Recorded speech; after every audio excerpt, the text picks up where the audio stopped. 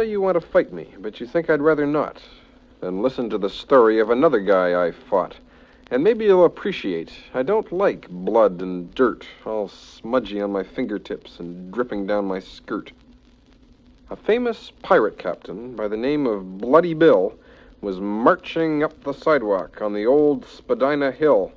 He had a sort of eye patch that was caked and flaked in blood, and he ground his teeth together and he spat out bloody crud.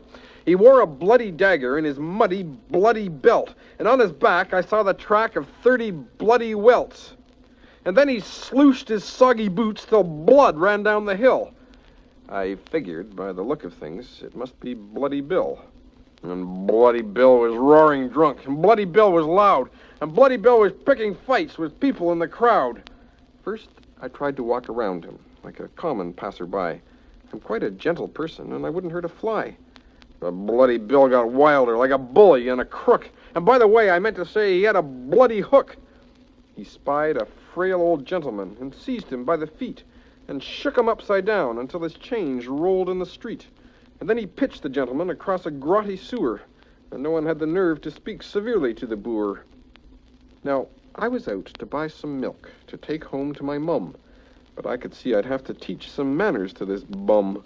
For pirates are a pleasure in the safety of a book, but meeting one is much less fun, especially with a hook. And so I turned to face him with a sigh of utter boredom, and flicked my little finger, and immediately floored him.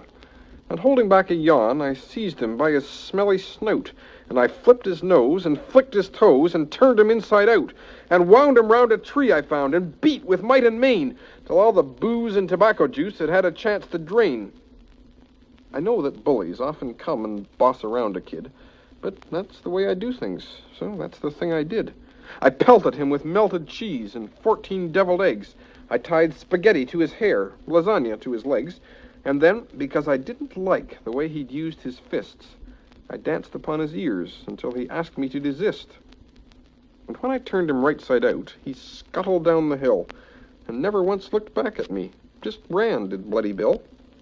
And me, I washed my fingers of the blood and scum and rum and bought a quart of 2% and took it home to Mum.